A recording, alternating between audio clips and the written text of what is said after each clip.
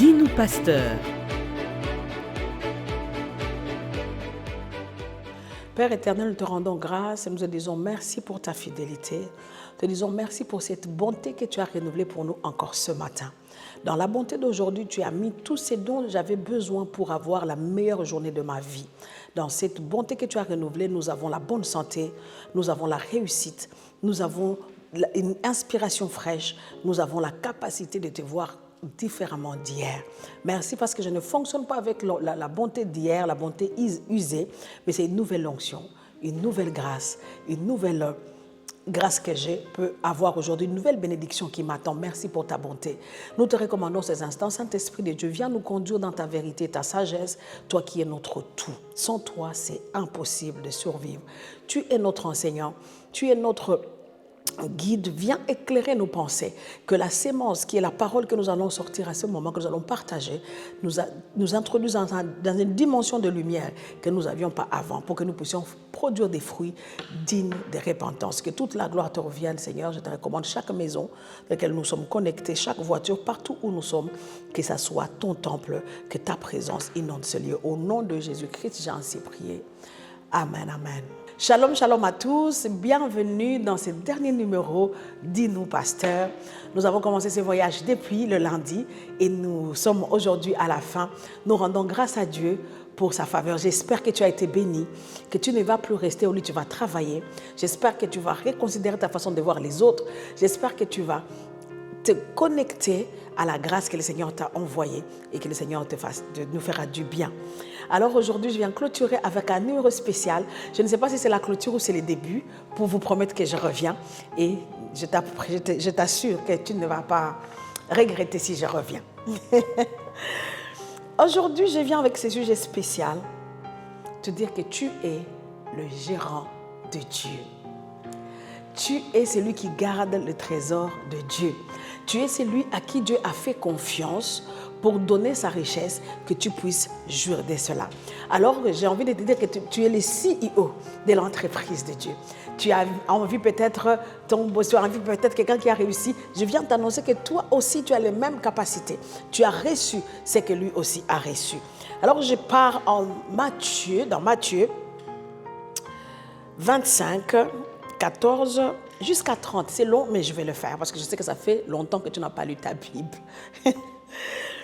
La parole de Dieu nous dit, il en sera comme d'un homme qui, partant pour un voyage, appela ses serviteurs et leur remit ses biens. 15. Il donna 5 talents à l'un, 2 à l'autre et un au troisième,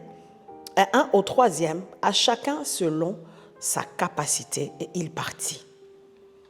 Aussitôt, celui qui avait reçu les 5 talents s'en alla, les fit valoir, et il gagna 5 autres talents. De même, celui qui avait reçu les 2 talents en gagnant 2 autres.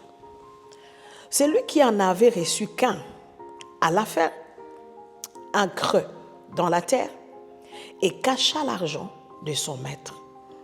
Longtemps après, le maître de ses serviteurs revint et leur fit rendre compte. 20. Celui qui avait reçu les 5 talents s'approcha en apportant 5 autres talents. Et il dit, Seigneur, tu m'as remis 5 talents, voici, j'en ai gagné 5 autres. Son maître lui dit, c'est bien, bon et fidèle serviteur. Tu as été fidèle en peu de choses, je te confierai beaucoup. Entre dans la joie de ton maître. Celui qui avait reçu 2 talents s'approcha aussi et il dit, Seigneur, tu m'as remis 2 talents, voici, j'en ai gagné 2 autres. Son maître lui dit, c'est bien, bon et fidèle serviteur, tu as été fidèle en peu de choses, je te confierai beaucoup. Entre dans la joie de ton maître.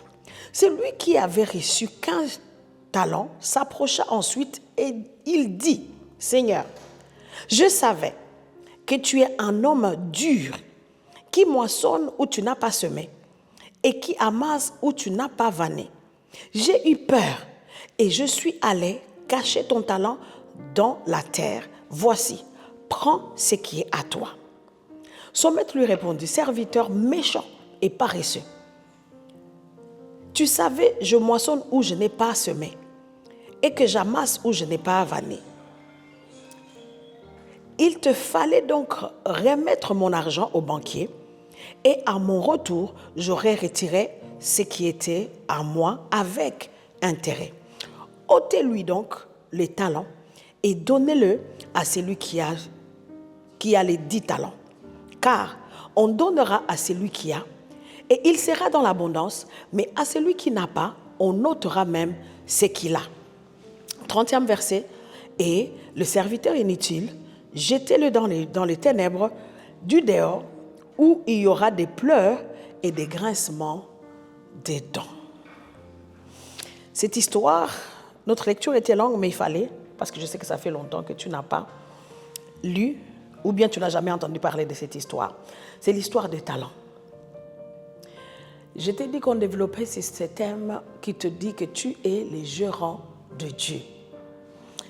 C'est l'histoire de ce maître qui confie son trésor à 3 personnes. 3 catégories de personnes, parce que pour moi, chaque personne ici représente une nation, chaque personne ici représente une famille, chaque personne ici représente une église. Alors, il prend la première catégorie, il a donné 5 talents à l'un, c'est ce que le verset 14 nous dit, il a donné 2 talents à l'autre, il a donné un seul talent au dernier. La chose à savoir, que la confiance que Dieu te porte est plus que ce que toi-même tu peux penser de toi. Dieu te fait plus confiance que toi-même tu ne te fais confiance. Parce que le trésor qu'il t'a déposé, il a déposé en toi, les talents qu'il t'a donné, tu le minimises parce que tu ne connais pas sa valeur. Si tu connaissais aujourd'hui, tu vas connaître la valeur de ce que tu vaux, tu ne vas plus jouer avec les talents que Dieu a donnés. Suis-moi, on va en parler. Alors il donne 5 talents à l'un, 2 à l'autre, et au 3e, il donne un seul talent. Nous avons tous un trésor. Ici, le verset 14 nous dit, 15, il dit, il a donné à chacun selon ses capacités. Chacun avait quelque chose. Premièrement, tu dois savoir que tu n'es pas main vide, que personne ne te montre que tu ne vaux rien ou que tu n'as rien. Même celui qui avait un talent, il avait quand même quelque chose. Et avec ce voyage ici, dans ce message, nous allons nous concentrer même sur celui qui a reçu juste un seul talent. Pour que tu saches, même si dans ta congrégation, même si dans ta famille ou dans ta nation, tu es le plus petit, tu es le moins talentueux, tu vaux de l'or devant Dieu. Que personne ne méprise ta jeunesse, que personne ne méprise les talents que tu as, que personne ne méprise ce que tu es. Ne permets pas ça à l'autre. Alors, selon sa capacité, chacun a reçu. La capacité, c'est comment? N'envie jamais quelqu'un qui a beaucoup de talent. Celui qui a plus que toi ne l'envie pas. Le problème avec l'envie, quand l'envie entre, quand tu envies l'autre, tu arrêtes de te développer. L'envie nous pousse, l'envie nous dépouille au fait. L'envie nous distrait et on arrête de faire ce qu'on doit faire, on se concentre sur les autres, on fait. Non, lui il a réussi, je vais faire comme lui. Fais seulement comme toi, c'est déjà bon. Si tu faisais les choses comme toi-même, tu réussirais. Alors, le Seigneur a donné à chacun selon ses capacités. Personne n'était main vide. Alors, tu vas voir avec moi c'est quoi un talent. Donc, concentre-toi sur la personne dans ta famille qui n'a qu'un seul talent, les moins talentueux possible. Parce qu'il y avait 5, il y avait 2. Celui qui a un, on va dire c'est lui le moins. On va se concentrer juste sur les plus faibles aujourd'hui. Si tu te considères le plus faible, c'est toi à qui je m'adresse aujourd'hui. Ici, le talent, dans l'Antiquité, c'était un poids de mesure qu'on utilisait pour mesurer les métaux précieux. Ce n'était pas n'importe quoi. Donc, quand on parlait des talents, comme aujourd'hui, on peut parler des lingots d'or, c'est comme ça qu'on pouvait parler des talents à cette époque-là. C'était juste une unité de mesure qu'on pouvait utiliser pour peser. Ici, dans notre cas, dans le cas de ces paraboles ou de notre contexte d'aujourd'hui, les talents peuvent représenter tout. Un don que tu as reçu, quelque chose que tu fais très facilement, quelque chose que tu fais sans faire des efforts, quelque chose que tu trouves que tu as, tu n'es pas parti à l'école pour l'avoir, tu n'as pas étudié pour être ce que tu es, mais tu trouves que facilement tu peux le faire. C'est quelque chose qui est venu du ciel, que tu n'as pas demandé, mais que tu es tombé sur toi. C'est ça le talent, ou je peux appeler ça don comme tu veux, c'est comme ça. Alors, un talent à cette époque, nous allons voir la valeur du talent à cette époque pour que tu comprennes ce que tu vaux. N'oublie pas que je t'ai dit que nous allons nous concentrer sur la personne qui a un seul talent. Et bien sûr, on parlera aussi de celui qui a 5, ou peut-être il y a des gens qui ont 10 talents, peut-être 20. Mais nous allons d'abord parler de celui qui a un seul talent. Alors, à cette époque-là, un talent avait la valeur aujourd'hui de 1 kilo d'or. Donc, la valeur d'un talent était... la valeur d'un talent, dans notre époque aujourd'hui, équivaut à 34 kilos d'or. Un talent était égal à 34 kilos d'or d'aujourd'hui. Alors tu vas voir, tu vas faire cette étude avec moi. Peut-être que tu n'es pas intéressé par l'or, tu n'es pas intéressé par le diamant. J'ai fait des recherches pour toi, ne t'en fais pas. Un talent, donc quand le maître est venu et qu'il a remis à ces messieurs-là un seul talent. Donc c'est comme si le maître était venu et il a remis 34 kilos d'or à ces messieurs-là. Celui qui a reçu 2, donc il a eu 34 fois 2. Celui qui a eu 5 talents, il a eu 34 fois 5.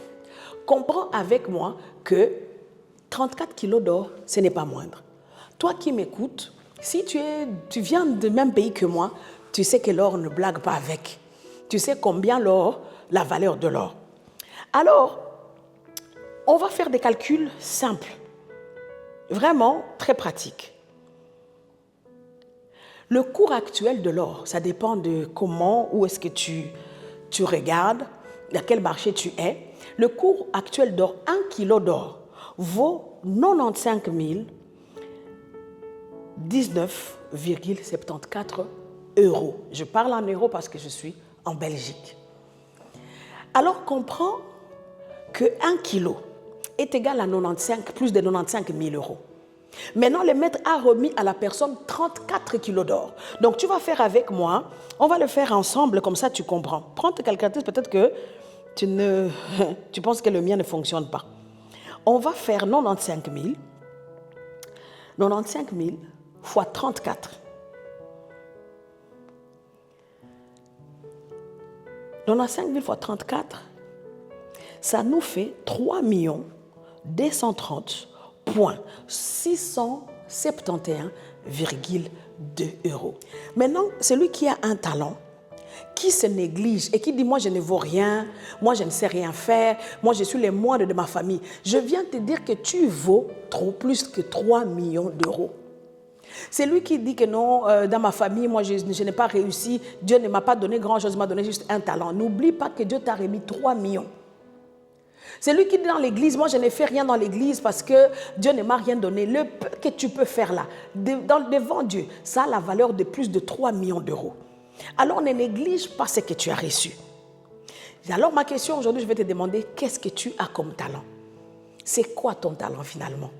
Parce qu'on a vu dans cette parabole, personne n'a quitté la présence de Dieu main vide. Personne n'a quitté le ciel et venu sur terre sans rien.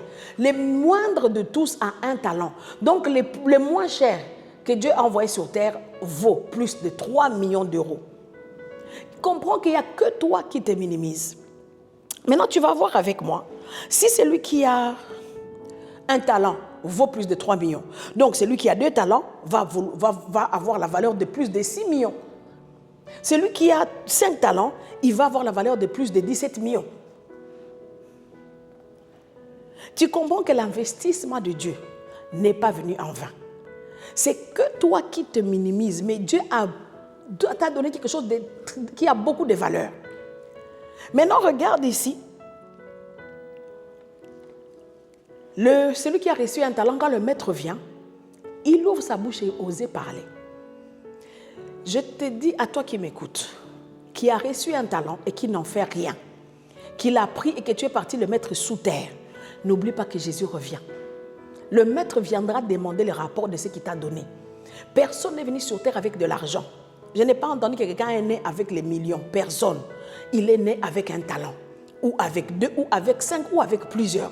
Nous tous, nous sommes nés avec des talents. Mais la façon dont toi tu vas développer les miens va déterminer l'argent que tu pourras avoir, va déterminer le poste que tu vas occuper, va déterminer les conquêtes que tu vas recevoir. Alors, qu'est-ce que tu as comme talent? Écoute ce que le maître, le serviteur répond au maître. Il dit à son maître, le maître d'abord répond au verset 26, il dit, serviteur méchant et paresseux, tu savais que je moissonne où je n'ai pas semé et que j'amasse où je n'ai pas vanné. Il fallait donc remettre mon argent au banquier et à mon retour, j'aurais retiré ce qui est à moi avec intérêt. Ça, c'est ce que le maître dit à l'ouvrier paresseux et méchant. Donc, quand tu ne développes pas ton talent, tu es méchant et tu es paresseux. Quand tu ne fais rien de ta vie, du trésor que Dieu a déposé en toi, du trésor que le Seigneur t'a donné comme que tu sois gérant, tu es méchant et paresseux. C'est ce que la Bible nous dit ici. Alors il a dit, il fallait même que tu prennes ton talent, que tu parles les déposer à la banque. Dans notre situation, ça peut dire quoi? Tu vois que tu n'as pas les moyens de développer ton talent. Va même travailler sous quelqu'un. Que lui développe ton talent, qui profite de ces talents-là. Au moins, le maître aurait des intérêts. Mais quelqu'un qui sait, il ne développe pas son talent et il ne peut même pas travailler pour quelqu'un. Dans sa tête, il veut seulement être boss, mais il ne fait rien pour que quelque chose arrive. Le maître dit, il fallait même aller chez les banquiers. Au moins, si tu avais déposé mon argent à la banque, j'aurais des intérêts. Je prie que le Seigneur te connecte même à la banque, qu'il te connecte même à des bonnes personnes qui vont même utiliser ton talent si toi tu te blagues avec, parce que ça vaut 3 millions si tu as un seul talent. Donc pour le maître, il était déçu. Il a dit, tu es paresseux et méchant. Je prie que tu quittes la paresse, je prie que tu quittes la méchanceté au nom de Jésus. Quand tu n'utilises pas les talents que Dieu t'a donnés, quand tu ne connais pas la valeur de l'investissement de Dieu en toi, tu as tout perdu. Je nous disais dans les numéros précédents que le premier investissement que Dieu a donné à l'humain, c'était Jésus. Après, il est venu avec des talents. Et ici, après, tu as suivi, il va venir avec les humains autour de nous pour nous soutenir dans la mission. Maintenant, je me demande toujours, le troisième serviteur n'avait pas travaillé. Et puis, qu'est-ce qu'il donne comme discours au maître? Je vais le lire. Je suis dans le verset 24. Il dit, celui qui n'avait reçu qu'un seul talent s'approcha ensuite et dit, tu vois, les paresseux, ils sont audacieux et impolis. Je m'excuse. Tu sais qu'on t'a confié quelque chose, tu n'as pas fait ta part. Mais non, tu viens et tu ouvres la bouche, commencer à parler.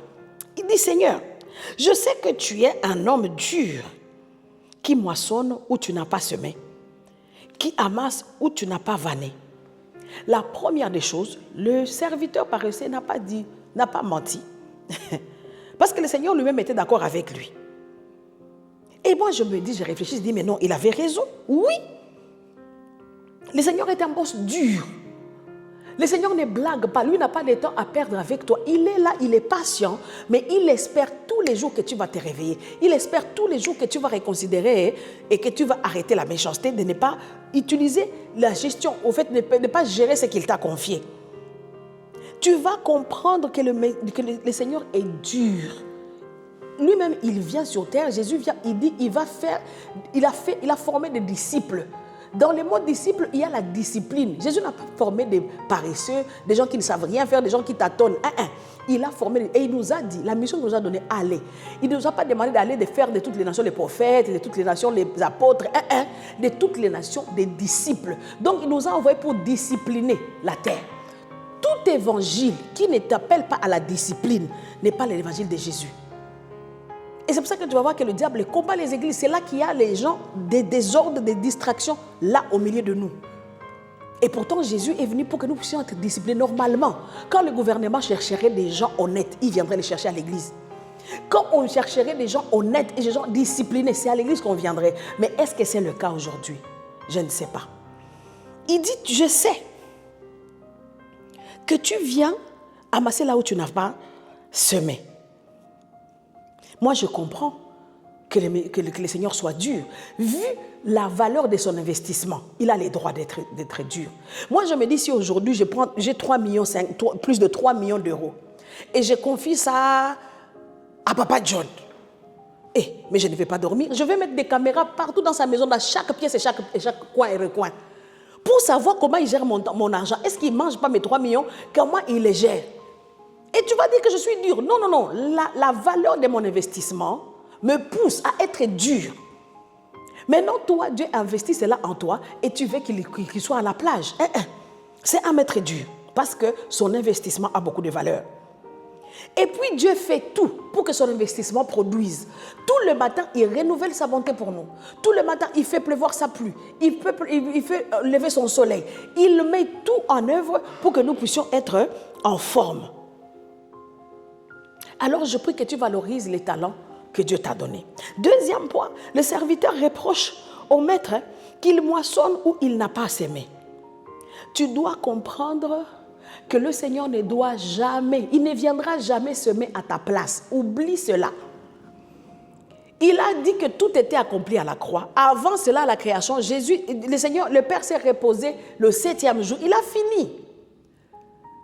Il ne s'est pas reposé parce qu'il était fatigué. Non, non, non. Il s'est reposé parce qu'il avait tout fini. Jésus revient nous rappeler qu'il a tout accompli. Donc tu ne peux pas dire à Dieu, viens semer pour moi. Non, le serviteur n'avait pas tort. Il disait la vérité. Le Seigneur ne va jamais venir semer à ta place. Qu'est-ce que Dieu va faire? Il va pourvoir à la sémence. Qu'est-ce que Dieu va faire? Il t'a donné un talent. C'est ta responsabilité de le prendre et de le mettre en terre, commencer à en prendre soin pour que ça puisse produire des fruits. Donc quand le serviteur parlait, le maître lui disait, oui, oui, tu as raison.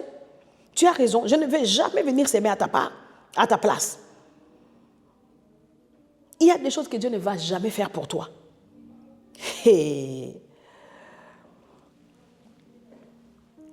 je vais parler à un étudiant qui va aller à l'école. Aujourd'hui, il part, demain, il ne part pas. Et les jours qu'il est là, il ne fait que déranger en classe, il n'écoute pas le prof. Je vais parler à quelqu'un qui travaille. Il va au travail, il attend une promotion, mais il ne s'est jamais amélioré. Depuis qu'il travaille, il n'a jamais fait une formation, ni quoi que ce soit. Mais il attend qu'on puisse l'upgrade. Et il va prier. Des fois, je travaille beaucoup avec des jeunes. Oh non, prie pour moi pour que je réussisse à l'examen. Prie pour moi pour que... Ah! Avant, je priais. Maintenant, je prie plus pour qu'un étudiant réussisse à l'examen. Dès que je sais que tu étudies, je commence ton suivi dès le début de l'année. Premièrement, je dois me rassurer que tu pars en cours. Aller en cours, c'est ta responsabilité. Jésus ne viendra, même si tu parles en langue H24, Jésus ne viendra jamais s'asseoir et écouter le prof. C'est ta responsabilité. La Bible ne nous dit pas que le Saint-Esprit apprendra des choses à notre place. Non, c'est l'inverse. C'est lui qui nous apprendra les choses. Il nous rappellera. Si on parle du rappel, c'est que tu as reçu la chose. Ben non, lui va te rappeler ce que tu as reçu. On nous parle que que le Saint-Esprit est notre enseignant. Il n'est pas notre élève. Alors je vais voir quelqu'un qui dit que non, Seigneur, quand il échoue parce qu'il ne se présentait pas au cours, c'est le temps des examens, il dit que non, je viens à l'église pour prier, ça c'est la confusion. La prière, c'est comme la pluie qui va arroser la sémence que tu vas déposer.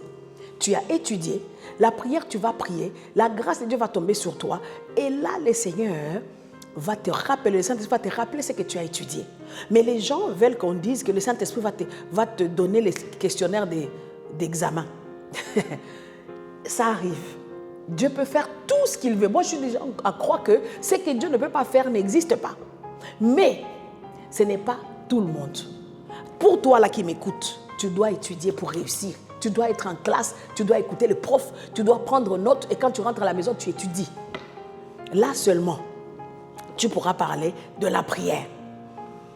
Parce que ça devient des échappatoires. Tu es H24 à l'église, tu ne pars pas à l'école et quand tu échoues, non, Dieu m'a laissé, Dieu ne m'a pas abandonné. C'est ta responsabilité d'aller remplir ta tâche, d'être en cours. Donc pour dire, le serviteur a dit, maintenant tu viens semer là où tu n'as pas. Oui, je ne peux pas semer pour toi. Je t'ai donné la sémence, c'est à toi de semer. Troisième chose, le serviteur dit au Seigneur, tu amasses là où tu n'as pas vanné. Tu amasses là où tu n'as pas vanné. Il avait raison encore une fois. Dieu ne va jamais venir vanner à ta place. Encore une fois, Dieu pourvoit aux semences. Dieu pourvoit à ce que tu... Je t'ai dit que quand le Seigneur a créé, tout ce qu'il a créé, il a mis une semence à l'intérieur. Dans chaque homme que tu vois passer, même si un enfant a 1 an, même si l'enfant a 1 jour, en lui, il y a la semence pour porter des enfants. Ce n'est pas quand il va être adulte, qu'il va se marier, maintenant, il devient... Non. Il vient sur terre avec la semence en lui. Chaque arbre que tu vas voir, tu vas manger l'orange, tu vas trouver des graines là-dedans. C'est pour dire quoi? Dieu a pourvu. Ta part à toi, c'est de prendre ces graines, d'aller les mettre en terre. Une fois en terre, c'est ta responsabilité de l'arroser, c'est ta responsabilité de l'émonder pour qu'il puisse produire de bons fruits. C'est ta responsabilité. C'est de la même façon comme Jésus, le Seigneur a pourvu de Jésus. Tu as reçu le Seigneur Jésus-Christ comme ton Seigneur et ton Sauveur. Si tu ne lis pas ta parole, la Bible, tu ne vas jamais grandir. Si tu ne fais pas l'effort de grandir spirituellement, Dieu ne viendra jamais grandir à ta place. Je vais donner juste un exemple comme ça. On viendra prochainement pour ces sujets. Tu sais que l'humain a 3 dimensions. Je suis homme charnel, je suis homme spirituel, j'ai aussi une âme. Maintenant, chaque dimension de l'humain a ses sens. Physiquement, j'ai 5 sens. J'ai le toucher, j'ai l'odorat, j'ai la vue, j'ai le oui, tu comprends. Maintenant, spirituellement, mon moi spirituel a aussi 3 sens. Dans le moi spirituel, j'ai l'intuition, j'ai la communion, j'ai la conscience. Et dans l'âme, on va revenir pour prochainement. Maintenant, où est-ce que je voulais en venir? Si tu ne t'occupes que de ton homme physique, tu pars au sport, tu as des paquets, tu manges bien, tu es en bonne santé, mais que tu as oublié ton esprit. Est-ce que tu sais qu'il y a des gens qui ont 60 ans d'âge, mais qui ont 10 ans, leur esprit a 10 ans? Leur homme intérieur, on n'en parle pas. Ils ne l'ont jamais développé, ils ne l'ont jamais nourri, ils n'ont jamais pris soin de leur homme intérieur. Alors du coup, ils vont être jolis extérieurement, mais à l'intérieur, c'est des hommes morts. Tu vas voir un homme fort ou une très jolie femme, mais la dépression la tape tous les jours. Pourquoi? Parce qu'il n'a jamais développé l'essence de son âme. Son âme est très fragile. Le seul remède de l'âme, c'est la parole de Dieu. Donc, c'est ta responsabilité de lire la Bible pour nourrir ton âme. Plus tu nourris ton âme, plus tu es en train de solidifier ton homme intérieur. Tu donnes la force à tes sentiments, à tes émotions, à tes pensées. C'est pour ça que on va te dire que la parole de Dieu est un couteau à 2 tranchants qui s'est séparé. Donc, il sait mettre de l'ordre. Si tu ne lis pas ta parole, tu seras faible dans ton âme, même si tu es fort physiquement. Alors, ton esprit, le diable a tout fait pour tuer notre conscience. C'est comment la conscience? C'est la partie de toi où quand tu pêches, tu te sens pas bien et tu es coupable, tu pars chercher la face de Dieu, tu pries. Mais si tu constates que désormais, quand tu prêches, tu ne sens rien, ta conscience est déjà morte. Et le diable fait cela. Mais je veux te dire que Dieu ne va jamais venir nourrir ta conscience à ta place. C'est ta responsabilité de savoir chaque fois que j'ai fait quelque chose de mal, je vais me repentir pour que ma conscience soit encore plus sharp demain. L'intuition, c'est cette petite voix-là, la petite voix-là que tu entends. Avant de faire quoi que ce soit, il va te dire, prends à gauche, ne pars pas à droite, ce n'est pas bon. Tu es au téléphone en train de parler, il dit, non, ne prends pas ces sujets, tu vas critiquer. Il t'oriente. Mais comment on n'entend plus cette voix-là? Parce que tu n'as pas développé, tu ne l'écoutes pas, que tu l'as fait taire. La communion, c'est tout ce temps que tu prends, où tu pries, où tu communies avec le Saint-Esprit. Une force vient du ciel, entre dans ton temps de communion avec le Saint-Esprit, et seulement après, il renouvelle ton homme intérieur. Mais maintenant, c'est tout ce travail-là. Dieu ne va jamais le faire à ta place. C'est ta responsabilité pour ta croissance. Alors le serviteur avait raison de dire au maître, je sais que tu pars, tu viens et tu viens demander là où tu viens récolter là où tu n'as pas vanné. Effectivement, il ne va pas faire ce travail à ta place, c'est ta responsabilité. N'oublie pas que si tu as un talent, tu vaux plus de 3 millions d'euros. Si tu as 2 talents, tu vaux plus de 6 millions d'euros. Si tu as 3 talents, tu vaux plus de 17 millions d'euros. Alors, tu ne négliges pas ce que Dieu a déposé en toi. Tu es son gérant. Ce que tu as ne t'appartient pas. Tu as juste un temps fixé et précis à vivre. Après cela, tu auras des comptes à rendre au maître. Alors, je te prie qu'à partir d'aujourd'hui, que tu saches que tu as de la valeur. Pourquoi? Premièrement, parce que Jésus est venu en toi. Le premier investissement du Père, c'est son Fils en nous. Deuxième chose, tu dois savoir que tu as de la valeur parce que le Seigneur a déposé une grande valeur en toi, 34 kilos d'or en toi. Alors que personne ne te dise le contraire. Je prie, toi qui ne te considères plus, toi qui on a méprisé, on a minimisé, on t'a toujours répété que tu ne vaux rien, au point où tu es arrivé à le croire. Je viens te rappeler que tu vaux quelque chose. Tu as beaucoup plus de valeur que 100 000, 200 000. Peut-être que tu ne les as jamais touchés, mais tu l'es. Tu n'es pas riche, mais tu es cette richesse. C'est pour cela que la parole va nous dire Christ en moi, l'espérance de la gloire. Tu as Christ en toi. Au-delà de ça, il a investi, il t'a donné des talents à développer. Tu as de la valeur aux yeux de Dieu.